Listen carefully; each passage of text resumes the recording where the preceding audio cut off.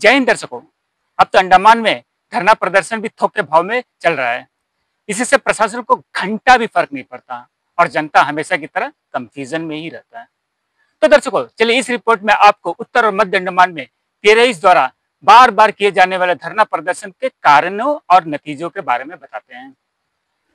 PRIs द्वारा protest चाहे डिगलीपुर, माया मंदिर, बिल्ली ग्राउंड, रंगत या फिर श्री विजयपुरम के LG बंगला के सामने का हो, सबका असल मुद्दा लगभग सेम ही है।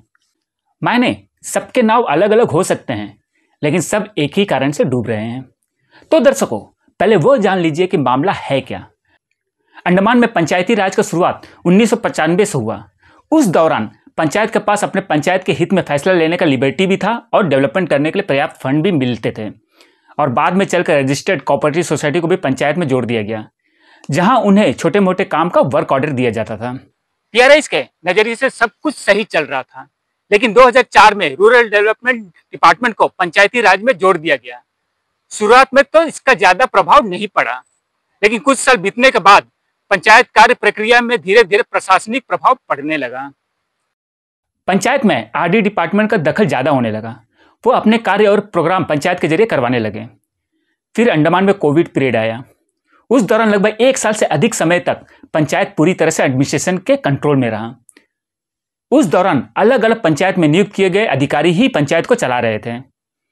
कोविड पीरियड बीता और फिर पंचायती चुनाव हुआ, जहां फिर से जनता द्वारा चुने हुए PRIs पंचायत के कार्यभार अपने हाथों में लिए। जो प्रशासनिक अधिकारी पहले पंचायत संभाल रहे थे, वो बैक टू ओन डिपार्टमेंट गए, यानी अपने असल ड्यूटी पर वापस गए।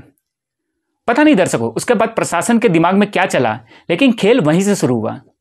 धीरे धीरे पंचायत का पावर और फंड दोनों में कटौती होने लगा। सिर्फ PRIs के ही नहीं, बल्कि आम जनता भी जैसे प्रशासनिक नियमों के बीच फंसने लगी हो। क्योंकि देखा जाए तो उसी दौरान land diversion, land registration, NH4 का और क्वेरी प्रोजेक्ट्स के मुद्दे उठने लगे थे। इस बात का जब तक PRIs को एहसास होता, तब तक 1 मिनट पास करके वर्क ऑर्डर को भी बंद करवा दिया गया था। अरे देवा, ये गड़बड़ है बाबा। PRIs ने कहा गई भैंस पानी में, और कॉन्ट्रैक्टर्स ने कहा मेरी भैंस वापस लाओ, वर्क ऑर्डर फिर से शुरू करो। PRIs को टेंशन हुआ, अगर हम काम नहीं कर पाए तो कहीं सारी जनता बाबू भैया न बन जाए। बाबू भैया, ये क्या कर रहे हैं आप, जो तूने पिछले 5 साल से नहीं किया है? रिक्वेस्ट है, अनुरोध है पूरा जनता की तरफ से, PRIs का तरफ से। सर, हमें 95 का जो पंचायती राज था, जो सिस्टम में वो पंचायती राज चलता था, आप वो पंचायती राज को हमें वापस कर दीजिए सर प्लीज। अगर आप नहीं दे सकता तो हम लोग इस तरह रोड में घूमते रहेंगे सर, आप हमें रोकिए मत। और अगर 95 का पंचायती राज आप हमें वापस नहीं दे सकता तो ये पंचायती राज को टोटली बंद कर दीजिए। ये आपसे रिक्वेस्ट है सर प्लीज। सर, आपको अंडमान और निकोबार द्वीप समूह के सांसद श्री विष्णु पदारे जी ने तो सीधा LG को हटाने का मांग कर दिया। शायद उनको भी वो कहावत याद आ गया, न रहेगी बांस और न बजेगी बांसुरी। लेकिन LG साहब ने भी अपने पुष्पा वाले एटीट्यूड में मैसेज दे दिया, झुकेगा नहीं। आगे तो आप जानते ही है।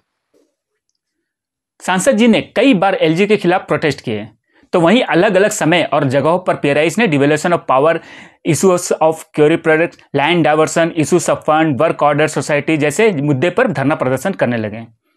हमारी जानकारी के अनुसार बाद में चलकर ऑनरेबल कोर्ट के जरिए लैंड डाइवर्सन का मुद्दा को समाधान निकाल दिया गया, लेकिन बाकी अधिकांश मुद्दे अभी भी फंसे हुए हैं। जहां हाउस द जोश पूछने पर अंडमान के सिविल सर्वेंट्स ने एक साथ कहा हाय सर, तो वहीं PRIs ने लो सर कहा। हाउस द जोश, हाय सर, हाउस द जोश, हाय सर, क्योंकि देखा गया है कि सिर्फ नॉर्थ एंड मिडिल अंडमान के PRIs ही मुद्दे को लेकर फाइट कर रहे थे। साउथ अंडमान के PRIs जैसे कहीं खो से गए थे।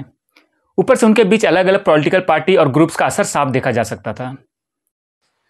वैसे भी दर्शकों, हमारे देश का इतिहास में अक्सर देखा गया है कि मेहनत और फाइट कोई और करता है, लेकिन परिणाम का फायदा कोई और उठाता है। ये कोई नई बात नहीं है। बात तो सही है। अब देखना यह है कि एडमिनिस्ट्रेशन वर्सेस PRIs के परिणाम क्या निकलता है। धन्यवाद दर्शकों। Pankaj Singh, AB land media से। रंगत में online form filling, computer job works, e PAN का generate, job recruitment forms, agreement, affidavit, IGNOU admission, passport apply, learning and driving licence apply, vehicle fitness, road tax, insurance, open school admission regional price में करवाना चाहते हैं तो आइए एविलेंट computer centre रंगत में।